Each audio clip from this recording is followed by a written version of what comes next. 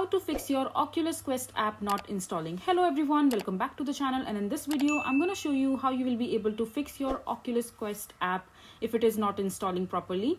So for that, just open your Play Store, and after that on the search bar just search for Oculus Quest.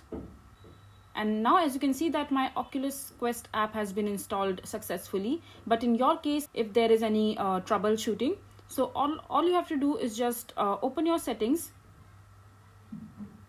and after that just scroll down and go to the Bluetooth section and make sure that the Bluetooth is enabled.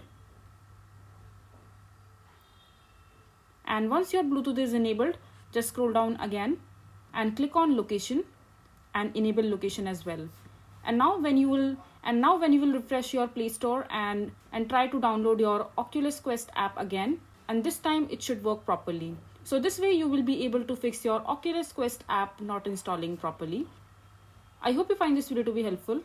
So that is it for this video. If you find this video to be helpful, make sure to hit that like button and don't forget to subscribe to our channel for more such informative videos, and I'll see you the next time.